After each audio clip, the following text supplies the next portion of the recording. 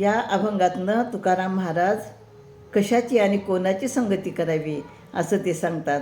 काय म्हणतात बघूया. देव होई जेत देवाची संगती, पतन पंगती जगाची या. दोहीकडे दोन्ही वाहतील वारा, करतील सारा आपुलाच. दाखविले परी नाही वजी जिता, आला तोची चिता भागवरी. तुका म्हणे अंगी आवडीचे बळ, उपदेश मूळ बीज पात्र.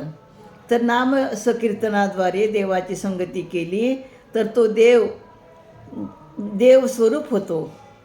पण प्रापंचिकाच्या संगतीने मात्र आपले अधपतन होते. म्हणजे तुम्ही जर नामकीर्तन केलं, नामस्मरण केलं, देवाची संगती केली तर तुम्ही स्वतः देव स्वरूप होतात. आणि म्हणून काय म्हणतात ते, प्रपंच व परमार्थ या सद्गती व अधोगतीच्या दोन वाटा आहेत. या मार्गाने जे जीव जातील ते आपल्या मार्गाप्रमाणे पाप पुण्याचा संचय करत जातील. आम्ही दोन्ही मार्ग लोकांना दाखवतो.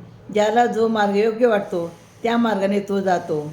तुकाराम महाराज म्हणतात, ज्या जीवाला ज्या मार्गाची उपजत गोडी असेल, ओढ असेल, तो स्वीकारला जातो. माझा उपदेश केवळ हा बीज पेरल्यासारखा आहे.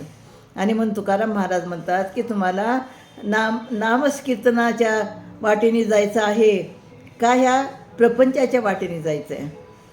तर तुम्ही जर ह्या दोन्हीपैकी तुम्हाला एक वाट निवडावी लागेल.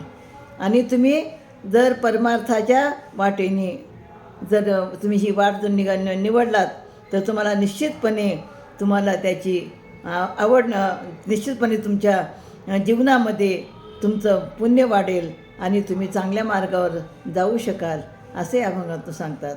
रामकृष्ण हरी.